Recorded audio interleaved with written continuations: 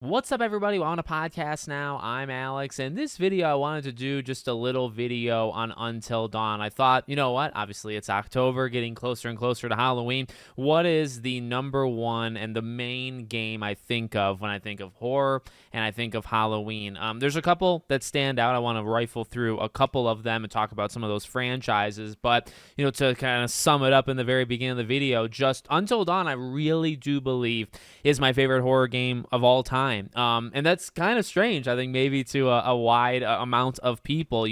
I think with Resident Evil so popular, Silent Hill so popular, maybe one of those a little bit more niche than the other, but, maybe you find things in there. Or Amnesia is a very important franchise to me, and then also specifically Amnesia 1 or Amnesia The Dark Descent. I remember growing up watching, I don't think I watched PewDiePie play it, but I did watch an early YouTuber play that game, commentate over it, and just remember falling in love with it. I pitched the game to my friends and said, hey, maybe we should buy this game and all play it together, because I've been watching these Let's Plays of it that are so cool. So, maybe in terms of like the most important one, Amnesia might be that. PT, of course, is a special one, even though it's just a playable teaser. But when I think of Until Dawn, and I mean, we just celebrated the 10-year anniversary, and I cannot believe that I didn't go back for my third channel, Back to the Past. I cannot believe I didn't go back to play it. What I kind of want to do eventually is replay that game and then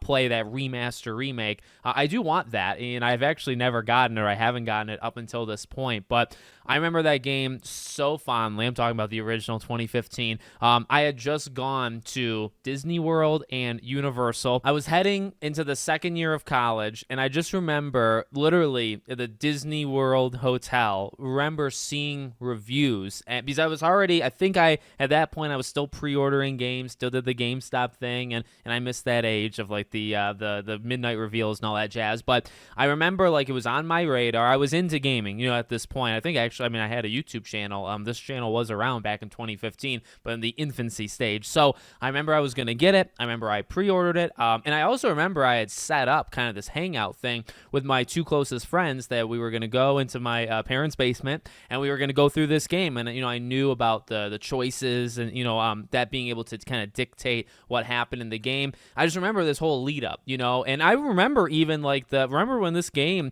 was just a PlayStation Move game. I think this game just has such a phenomenal or weird history to it, but just the game itself, by the way, is so freaking good. I mean, like, it really settled in like the eights. Like, it was a pretty good game. Maybe industry people, reviewers and stuff didn't really look at it as like a modern masterpiece or anything, but I remember just being very excited because it came out, I believe, when I was away, and I wasn't planning on doing anything like YouTube wise for it, but I just remember, okay, like I don't want to know spoilers. I just kind of wanted to see the reaction at the time. Came back, spent 7 days or whatever, Disney, came back, played with my friends, and I just had an absolute freaking blast. And really, as time has gone on, and I went back and I played it multiple times, it's one of those games that, and not every game does this, the kind of choices and consequence thing.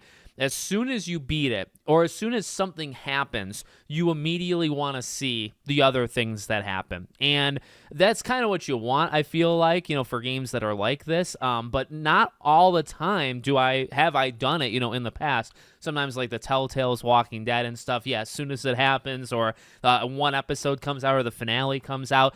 Life is Strange, of course. Oh my dear God, when you have to pick Chloe or Arcadia Bay, the second I was done, the first thing I did was go look up, what happens when you do the other choice. And Until Dawn was like that, but actually times like 10, because there were so many, at least it felt like, so many ways that these characters could go and that the story could kind of unravel. And I just remember just falling in love with it. And look, at the end of the day, and having years and years, pass, and I've gone back, I've played this game. I maybe played this game like 6-7 years ago, but it has been probably that long since I have replayed it.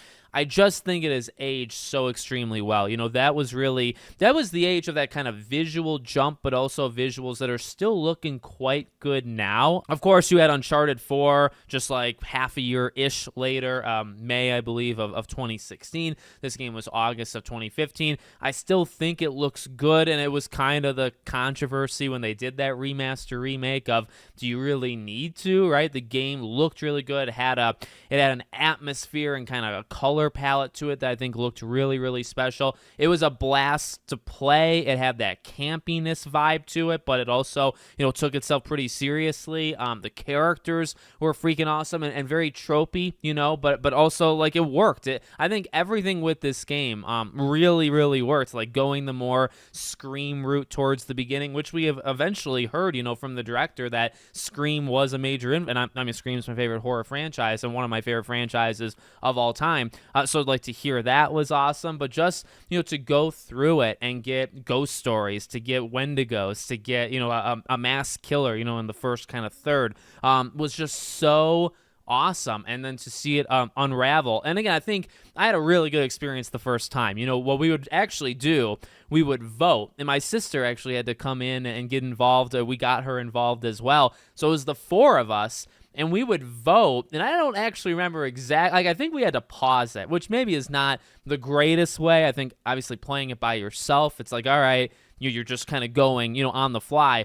Now, I made several mistakes. I think only like 2 characters made it. I blew up the house at the end with many characters still in it, which was a big mistake. I got Jessica killed, and she's, I believe, the first death that you kind of have a choice over depending on what you do. I mean, I'm pretty good at quick time events too. I think I messed up 2 or 3. I think actually you have to mess up 2 or 3 in order for her to die in that kind of first third of the game. So that was real disappointing. But I think like almost everyone died. And normally, I mean, I try my damnedest, to keep everybody alive in any type of game, in this situation, and I really let the team down. But I just remember having a blast of almost not even like those big, I mean, those impactful moments. Whoever had the controller, their fate was in your hands. If you moved, with the light bar thing, which by the way, I thought that was such a awesome thing that really had to be kind of changed and tinkered, and I think honestly it became worse. I do get like,